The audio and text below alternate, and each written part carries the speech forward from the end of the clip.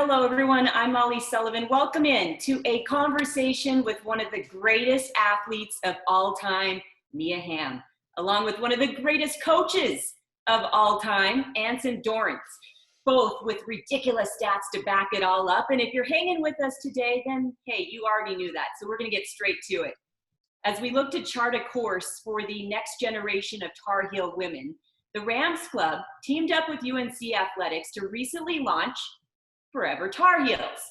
Now, this is a groundbreaking initiative that will build and inspire a Carolina community that already empowers and champions women student athletes.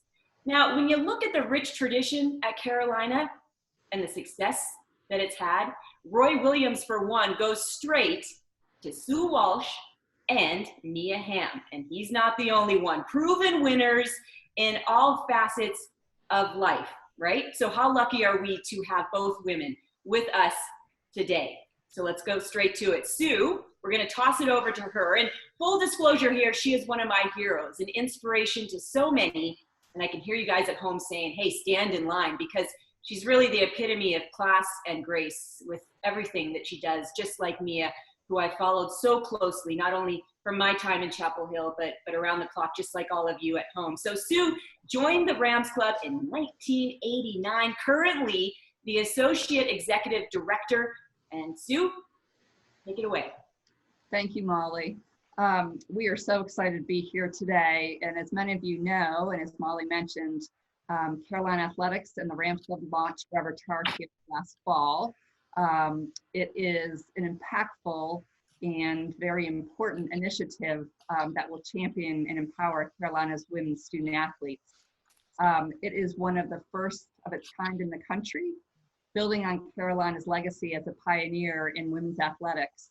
In fact, you may know this, in 1974, Carolina was the first to offer a woman a scholarship, an athletic scholarship. And since then, our women's varsity teams have won 70% of the university's collegiate national titles. So we're pretty excited about that. We're also very excited about this conversation with two of the biggest icons in Carolina athletic history, of course, Mia Hamm and Anson Dorrance. They're also two of the greatest champions for women in sports. Fundamentally, FORevHER Tar Heels helps prepare Carolina's women's student athletes for success after graduating from the university. And of course, Mia is a perfect example of that. And as we all know, Anson has spent an entire career championing young women through sports. So thank you all so much for everything you've done for the university, for Carolina Athletics. I'm really looking forward to this conversation. And Molly, by the way, represented the Tar Heels very well in the pool as a member of the Carolina women's swimming and diving team. It is a very strong supporter of this initiative. So thank you, Molly, so much for everything you have done, and I'll let you take it from here. Thank you very much, Sue. Now, when we zero in on Carolina's impact after college, right, and how athletics really help shape young women to be leaders after they leave Chapel Hill, who better to have than Mia Hamm and Anson Dorrance leading the way here? So, let's start there, guys. And now, more than ever, having leaders globally is important. We start with, obviously, the COVID-19 pandemic. Mia, what has that been like for your family, and what does a day in the life of Mia Hamm consist of right now? Well, I think first and foremost, I'm grateful that I like my family. It's not just about loving your family, but really liking them, because you're spending so much time together. But for us, it's waking up. The most I have to organize outside of my own Zoom calls and interviews is just making sure our second grader is ready for school. And, it's really hard for him to understand that he's not on an extended spring break, or that, summer break hasn't started early. So to get him motivated and focused to be on his remote learning classes. And then we do homework, and then he's kind of free for a little bit, and then we figure out what we're going to do physically in the limited space and opportunities that we have right now. But, our girls have been fantastic about it. They miss their friends. They miss the social aspect of school. But they've been committed to their studies and committed to, doing something physical each day. And, we've watched a lot of movies, and, in the end, we talk about kind of creating memories. They'll be able to tell their grandkids about these last at least 2 months. Hopefully it's shorter than that. It ends soon. Sorry, not that it's shorter. Right. Yeah, have you learned anything about yourself in this period?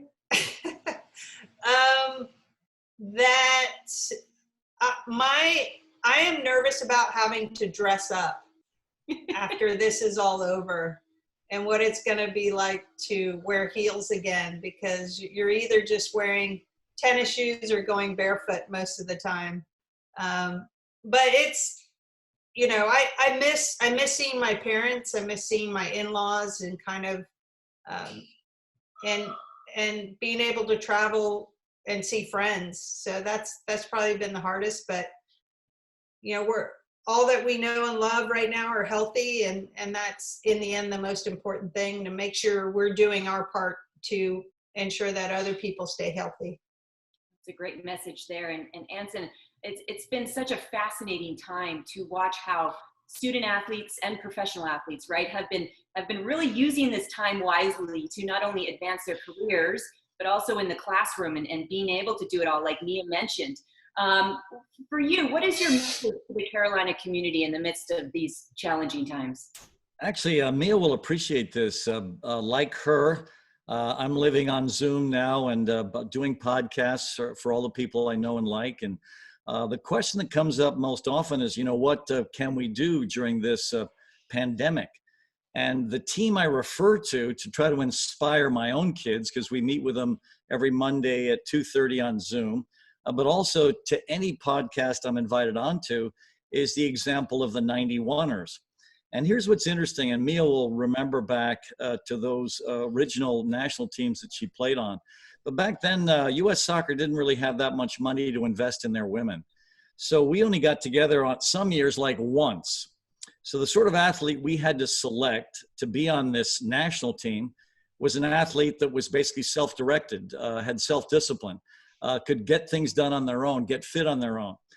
Because when we brought them in, they had to be ready. We didn't have a training camp to get them ready for anything. So we had to select women of extraordinary athletic character and personal character for that team. And so what I tell people is, we had very simple rules, rules like, come in fit. And if you don't come in fit, we're sending you home. And the first camp we ran, I actually did that. We brought in 32 extraordinary young women. This was in 1986.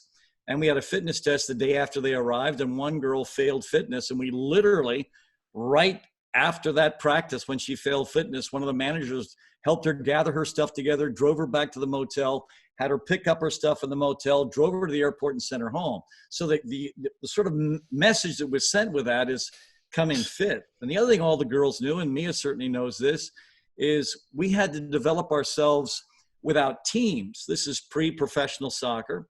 And so here's what they had to do. They had to basically play a lot of one-on-one. Now, why would that also help them for the camp? Because what they knew is there would be a 1v1 tournament in every camp that we ran. And so Karen Jennings is dating a guy by the name of Jim Gabera. He's the captain of the U.S. futsal team. This is an unbelievable male training partner she had. And so when she came into camp, she was amazing 1v1. And if you look at our front seven with that national team that won in 1991, 6 out of the front 7 would rather beat you off the dribble than pass the ball around you. And Mia was a part of that. Our left wing was a dribbling phenom, Karen Jennings. She was the gold ball winner. The center forward scored goal after goal after goal. She liked to beat you off the dribble. April Heinrichs, the right wing, our captain, loved running at people. Christine Lilly, the left midfielder, was really good off the dribble. So was Julie Foudy, basically a dribbling, attacking center midfielder. And then Mia was our right half. So in the front 7, the only girl that would rather pass it than dribble it was Shannon Higgins. So what I'm telling my teams, but also all the people on this podcast, yeah, there are things you can't do right now, but here are things you can do. Find a wall, drive the ball up against a wall, develop greater power, but play 1v1. It was the foundation, in my opinion, for the success of that 91 team. And so that's the message I'm sharing with all of my athletes right now and all of the soccer podcasts that I share with my colleagues. Hey, producer Matt, can we roll the Gatorade anything you can do, I can do better commercial? Because I think that goes in line with what coach is saying there. Mia's shaking her head, right? Mia, no Division I coach has won more titles with one team than this man right here. The loyalty, the straight dominance, the commitment. How has he changed the game? Well, I think he established what our personality was going to be at national team level, and obviously everything he's done at Carolina. And it was about individual flair and personal responsibility, but also how you fit into the team dynamic. And it's interesting that he talks about the 1v1. I do a camp with two of my fellow Tar Heel and national team teammates called Team First. And our first session of every camp, we talk about being a personality. And it's about being comfortable 1v1 on the ball, both on the offensive and defensive side, because the game is basically broken down to 1v1 duels. And no matter what the environment is, you're going to find yourself in a 1v1 duel. And do you back down from it? And I think one of the things that Anson helped us understand is embrace it. And the only way you can get comfortable in that environment is by doing it. And so, looking at the way he would organize our training in a standard week at Carolina, and even with the national team, is, we'd always start off with fitness, which was about your personal responsibility, but also how far you could drive yourself mentally, what you could deal with. But then the very next day was 1v1s. And it was about how do you individually factor in to winning? Are you going to go after it and try to, bury the person standing on the opposite side? And so for us, it was about learning to be comfortable no matter what. And it wasn't just good enough to be halfway decent on the defensive side, that you took responsibility and understood how important that was, not just for your team success, but how that could set you up individually on the offensive side of the ball. And Anson, you just keep getting better. What's been the key to really building your program, right? What's the key? Well, honestly, you've got to humble yourself to the recruiting process. If you recruit extraordinary athletes, you're going to succeed. And we've always had that ability. And of course, we've had it because of this extraordinary university that we represent. What I absolutely love about the University of North Carolina at Chapel Hill is it checks every box. It certainly is a great academic institution, but also it's an extraordinarily beautiful campus. And I was driving through it yesterday, and I just keep reminding myself of how lucky I am to live in this extraordinary place. And so, extraordinary academics, a beautiful campus, and then a balance of everything. It's got wonderful athletics. It's got a vibrant social life. It's got so many pieces that, people would die for in a university community. And so it checks every single recruiting box for us. So that puts us in a wonderful position to recruit the best of the best. And now with this new stadium they've built, oh my gosh, are we in a rare position to attract the absolute cream of the crop on a consistent basis. And so right now we are checking every single box, and I owe it to basically the luck of ending up at an amazing university, the luck of the guy I played for going in and asking the athletic director, Bill Kobe, to hire me to replace him. I mean, I had no ambitions of coaching. I was going to, work for my father. He was starting his own oil company. He wanted me to go to law school. I love my father. I was a dutiful son, so I went to law school for him. to basically be his corporate attorney. And the family humor at the time is, at least I wouldn't have a tendency to steal from my own estate. So that was my dad's humor. And I hated law school. Gosh, I felt like I was in a prison, you know, and I hated everything about the law except moot court. The only thing I think I was any good at was debate. And other than that, I was miserable at research. I only briefed 1/3 of the cases I showed up in class to where I was supposed to have them all briefed, and just praying the professor wouldn't call on me that day to basically demonstrate that I didn't know anything about the case we were discussing. And I just fell into this. And so what I look back on is how incredibly lucky I have been. And of course, when I was hired, it was the men. It was 3 years into law school, I was asked to basically coach the women. So for me, I just look back and think I've been extraordinarily lucky. And Mia, the Forever Tar Heels initiative really helps prepare young women for success after college, right? When you look back at your time in Chapel Hill, bottle it all up for us. How did that help shape your career and who you are today? I think, you know, one of the things for me is it taught me to deal with being uncomfortable.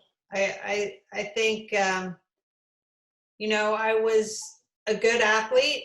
So where I grew up, I was usually the better player on each team, didn't matter what sport it was. But, you know, I had a lot to learn about being a more consistent and dominant player. And that's what I learned at Carolina. And a lot of it was put in a position where it was not very fun with regards to how you felt physically. But I learned that if I was committed, that I was resilient enough. I had to learn what it meant to have grit and how to be better consistently. I think, you know, I talk, you know, when I give speeches, I talk about, Anson, the first off-season meeting we had my freshman year. It was in the spring. And I had done pretty well as a freshman. I think I scored 20-something goals and was ACC, you know, tournament player that year. And so I remember going in and we had to set goals for ourselves. And, you know, Anson asked me, so what do you want? What do you want to be? What type of player? And I was like, oh, I want to be the best, thinking he was going to say, oh my God, that's so great. And his response to me was, well, do you know what that takes? Or do you know what that means? And I was like, well, I didn't know there was going to be a follow-up question. Like, I thought I had nailed it.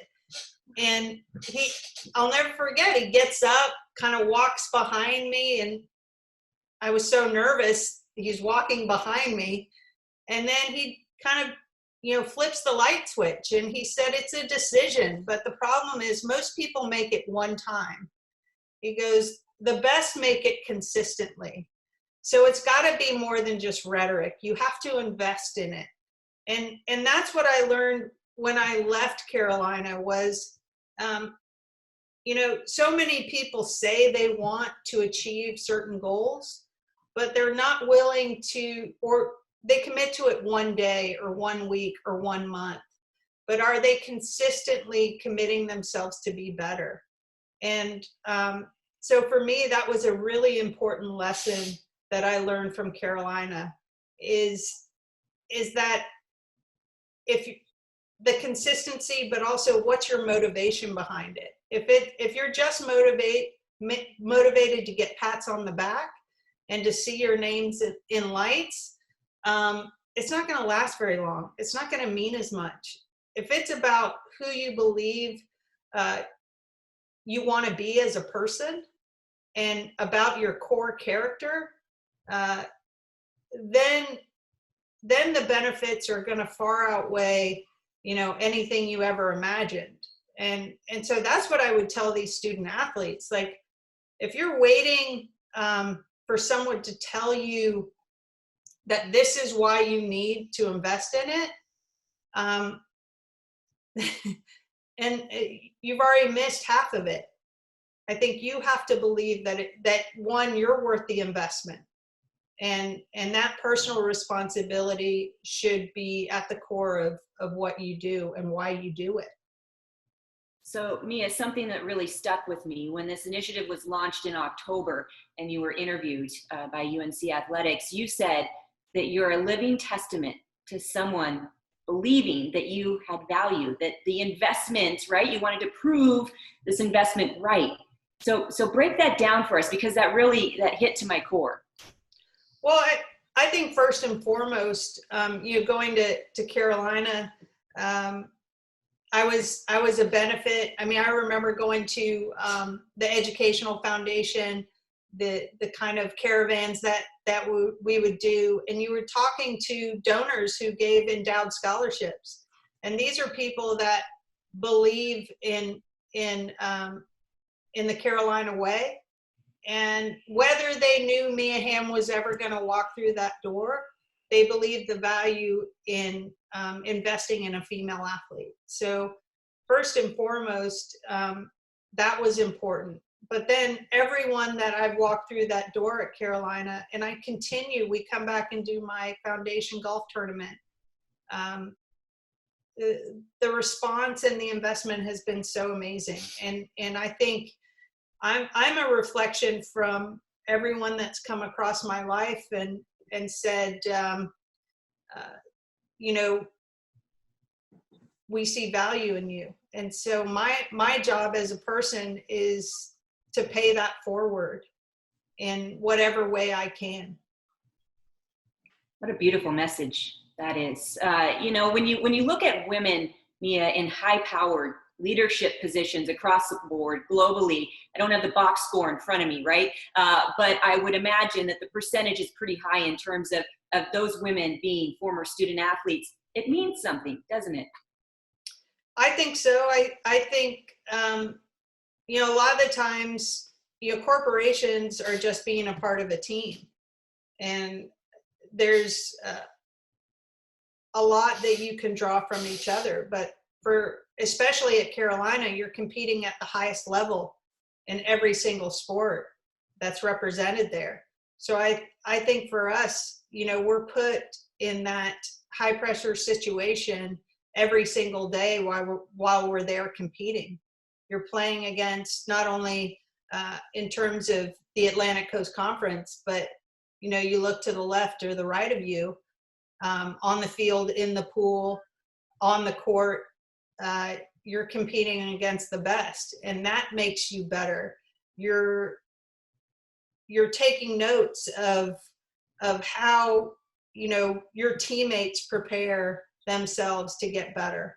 I mean, I learned so much. It's funny, I get asked by young players all the time, what are some tips that you would give me to be successful? Is the first thing I say is every practice matters. Every touch matters. If you're waiting for your coach to say, oh, now this is important, you're already way behind. And the second thing I would say, oh my God, I just lost my train of thought. But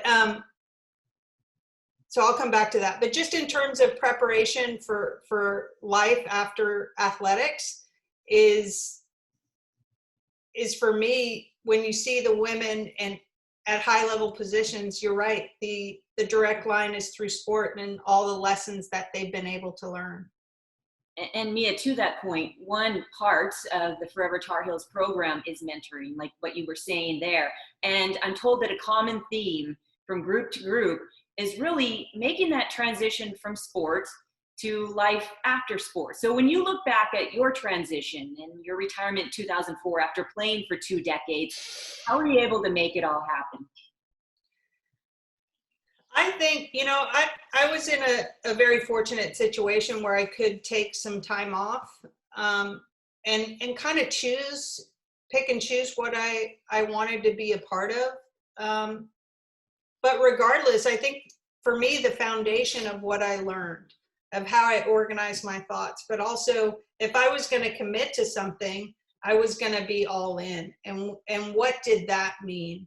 I was just talking to, even though he's a second grader, he was saying, oh, that's not due till, Friday. And I was like, well, why not do it now? You have time. Like, why put the extra stress on it? Like, just commit yourself to getting it done. And I think, trying to tell him that says so much about you. And so for me is when I decided to be a part of something is making sure that I took the same preparation and same commitment that I did as a player to whatever I'm doing now. Like I was early to this call. I mean, that came from Carolina out of respect for your time and everyone else that is putting this together. I mean, God forbid we be 1 minute late. The thought of having to run one extra 120 for every minute we were late still wakes me up at night in a cold sweat. Not just for myself, but for any teammate that came walking in late to practice going, oh no, oh no. That's as real as it gets. And Coach, how have you seen opportunities for women in soccer and in sports as a whole really change since starting the program in 1979, and even since Mia was on campus? How have you seen things change? Well, obviously, it's been very positive in all kinds of ways. I mean, the thing I'm incredibly proud of is the U.S. women's national team is dynastic. They won their 4th star this past summer, and it's incredible. I mean, this is the world's game. How are we, the United States, dominant in the world's game? I can see us being dominant in basketball. Soccer is the world's game, and yet we are dynastic on the women's side. We've won 4 world championships. Dynastic. Hold on. Rewind. Dynastic. I have an English degree. I can sort of invent words and don't trust me. The dictionary will have it in there eventually. So anyway, 4 world championships, 4 Olympic gold medals. And by the way, Mia's got her fingers over half of those. I mean, it's just extraordinary what her contribution was and how long she contributed. And lest we forget and don't touch on this, she was a part of what helped us build our game. Because there are 2 ways to build the game. One way is to build it on the field as a great player, to inspire people to come watch you play, to inspire your teammates to take the game to another level. And those are all the things that Mia is saying right now about her training platforms and mentality. But she did the hard work. The hard work is what happens, after practice or before this event. And oh my gosh, did Mia take that and run with it, because she carried our game. Back when no one cared about our game, no one really invested in it. She was the icon for us. She's the one that the people were dying to interview. She's the one, and I know you're going to show this in the Gatorade ads, with Michael Jordan. Are you kidding me? I mean, that really lit our sport up. And so her work for this sport in our game, and also her gender, is not just what she did on the field. It's, what she was doing off the field as well.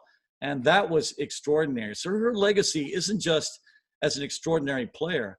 It's as a pioneer and a leader in the movement for our game. And now they had sellouts in France for this World Championship. And a lot of it goes back to the hardworking people and certainly the iconic people like Mia that sold our game.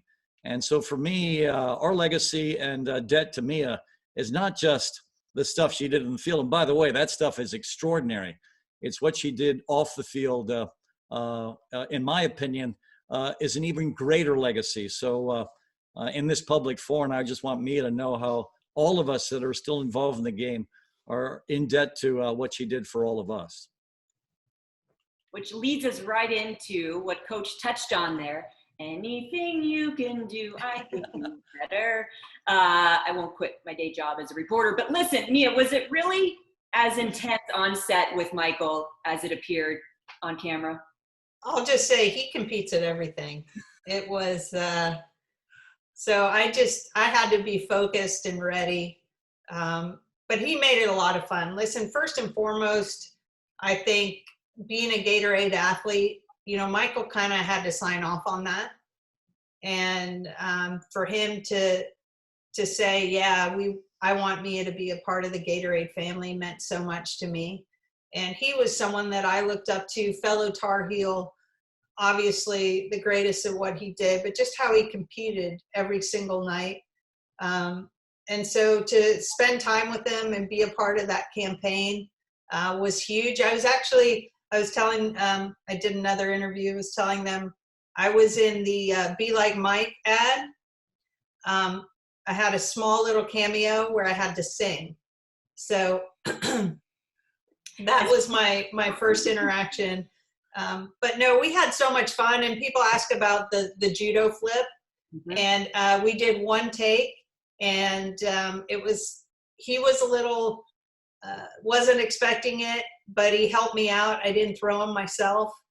He kind of jumped up a little bit for me, but we did it in one take, and everyone was kind of sitting there, mouths open saying, wait, did that just happen? And we were like, yep, that's good. But we were competing. I mean, on the track, we were really trying to beat each other. He's incredibly fast. But we played a lot of basketball offset. We'd just sit there and shoot a little bit. So I'm just grateful he didn't dunk on me. Well, Mia, you've got a set of wheels on you too. So you want to talk about Michael being fast. When you talked about the Gatorade family, right? But the Carolina family, what is it that makes the Carolina family so special? Anson touched on it. There's just something about being a student athlete here that, when you meet another person that went to Carolina, people talk about, oh, my campus is so beautiful. And it's just like, okay. We just know what we have at Carolina is so special in so many different ways, whether it's, weeknights at the Dean Dome or Keenan, or Franklin Street or the Old Well, or sitting on the wall across from the undergrad, like where a lot of the athletes always sat. And it's just a special place. Thinking, it just conjures up so many amazing memories. And I think, having that connection of Carolina is just that unspoken love for Carolina. And Coach, how could an even broader Carolina women's athletic family really help the student athletes across the board? How can an extended Carolina family help your student athletes? Let me tell you this, and I know that you guys have done the research on this.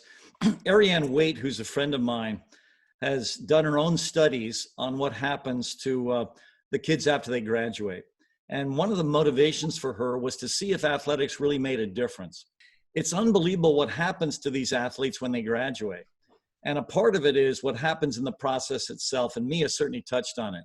I mean, oh my gosh, as Mia well knows, a lot of the environments we put them through are incredibly stressful. And you've got to have a real moral fiber, or as Mia shared it, grit, to sort of survive some of these environments and to thrive in them. So they are trained in competing at the highest possible level. And I think their sport delivers that for them.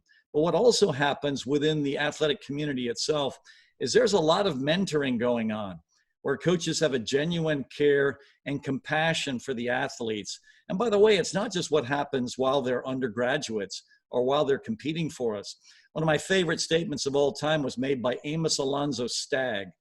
And he was the famous football coach at the University of Chicago following his 1913 national championship, when a reporter corralled him after this championship game.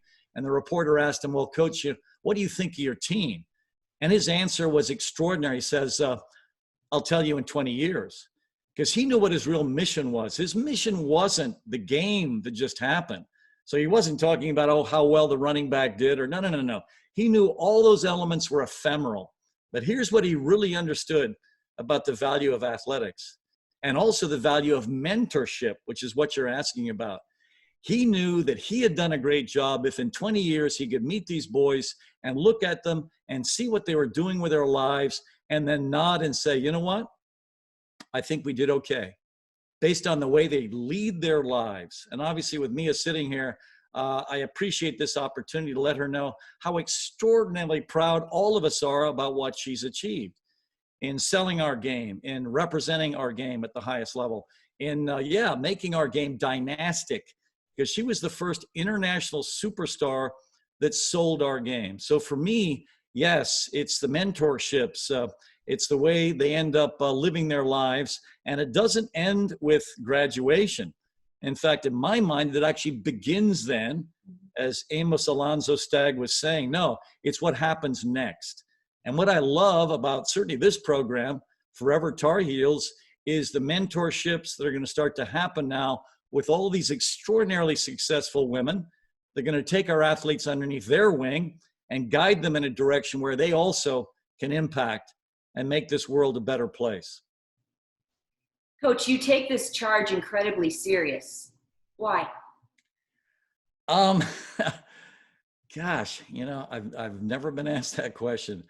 I guess because I really care about these extraordinary women. I received one of the nicest compliments about 3 weeks ago from a player of mine that's playing in the NWSL. When we send these extraordinary women off to sign pro contracts or to play on the national team and the Olympic team, what I always do is fully support the coach that's coaching them. But obviously, some of them call back and they're complaining a little bit about what their coaches are doing. But I rarely side with them. I always defend the coach because, of course, I'm a coach. So, this girl was complaining about the way this coach was treating her. And she said something that was actually pretty funny. She says, you know what? When I played for you, I thought I could survive anyone, basically implying, oh, my gosh, you were so hard on me. I didn't think there was another coach out there that was going to, basically challenge me the way you did. And apparently this coach was, but he wasn't doing it in the way we did it. And what she said, you know what? Even when you criticize me, I could feel the love through the criticism. So I think what's really critical for you is to make sure when you are trying to get someone to their potential, because Mia's right, it's not comfortable if they can still feel through this that you care about them and you care about them for reasons beyond the game. And I think that's what's absolutely critical. It's all about the people at Carolina, right, guys? Yeah. It really is. And Mia, take us inside the huddle here for a moment. What's your favorite Tar Heel memory? Can you boil it down to only one? No, I mean, a lot of them, to be honest, happened kind of off the field. I do remember, I don't know, Anson, if you remember, I think it was my freshman or sophomore year, one of the criticisms, he talked about love being behind it. And we were playing down at Finley because they were renovating Fetzer, so it had to be my freshman year. And a ball got played through and I'm running after it. And goalkeeper's coming up. I touch it past her. We kind of clip heels a little bit as I'm running by, and I'm stumbling to try to keep my feet to then put the ball in the back of the net. Well, I end up falling. And from the sideline, I hear, Mia, it's right, left, right. And I just remember going, what? That's it? Like, there was no, talk about humility. There was no like, oh my God, I've never heard Anson say good effort, but good effort. It was, if I misunderstood the proper technique of how to run, he was just providing that information. But, for us, one of the biggest thrills each season was, because we ended up usually being in the Final Four, the final game, was the way the staff and Anson in particular talked about the seniors. And, for us, about what each rose meant, about the constant renewal of life and love and commitment to everything you do. And so hearing the way that, he immortalized these seniors, was always an emotional experience for all of us, and it always made you wonder what he was going to say about you after 4 years. So we would all kind of joke about that. But, you know, road trips, we were notorious for almost missing flights, which if I could have had gray hair in college, my entire head would have been silver. But that's what made us us. And I think for me, what I love about Forever Tar Heels is even when I was in school, I felt like the athletic teams, especially the women's teams, were kind of operating in silos. And what I feel has really happened over probably the last 10 to 15 years is there's been this conscious effort to learn and collaborate and make us all better together. And so I salute you for doing that, because, you know, I'll answer for Anson in terms of what I think makes him so special is he's constantly evolving and growing. I never walked into his office or went on the field and ever felt that he believed he knew everything. He's very confident in what he knows, but he always felt there was room for growth and to educate himself about how he could make us as better players and better people. And so it's no surprise that he uses a word like dynastic. There was always a new vocabulary word when we would come out to training. And God bless Courtney that she would always know the meaning of one of his new words. So, Coach, what's your advice to someone that is considering getting involved with Forever Tar Heels? Well, I would love for them to. I'd love for them to. And what I would also really encourage them to try to do is to meet these extraordinary young women, because that's why I just can't leave. I mean, I'm almost 70, and I'm still going to practice every day, you know, limping around on one leg because I've torn my left hip labrum and my left knee is deteriorating. I have 3 bulging discs. But I'll tell you, I look forward to going to practice every single day. And if they could just connect with some of these extraordinary women, what they would see is, oh my gosh, they are worth investing in.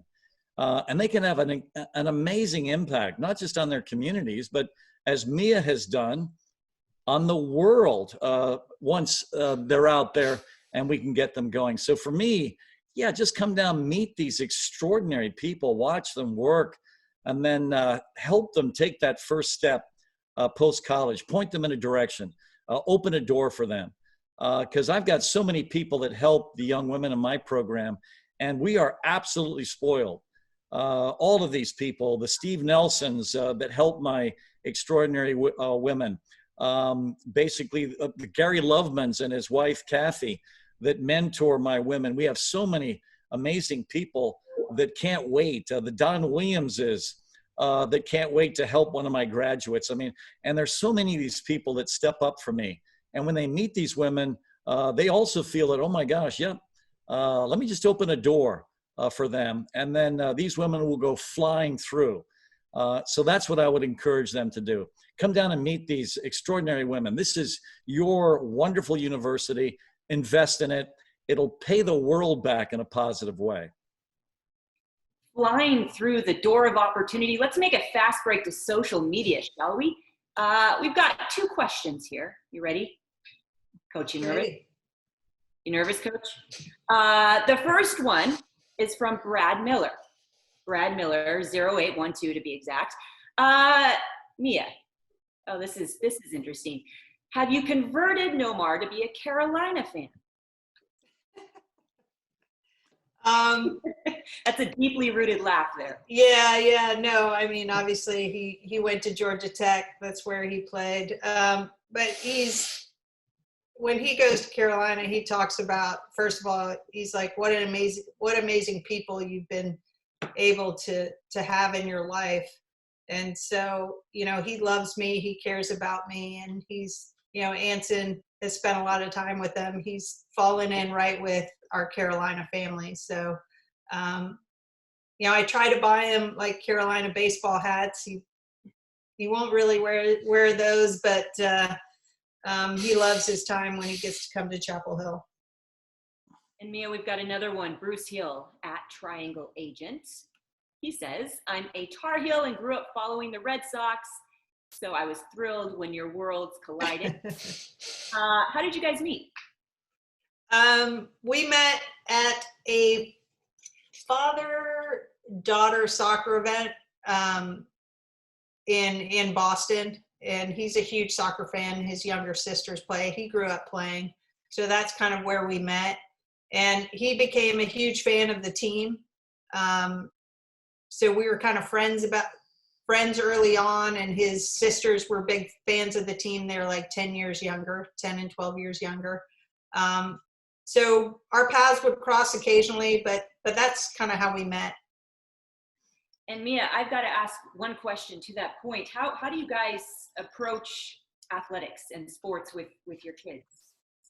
Well, first of all, we approach it just from a health and wellness, but everything we've been talking about in terms of what, the life lessons and how it can prepare you to be successful in whatever kind of line of work you choose to do.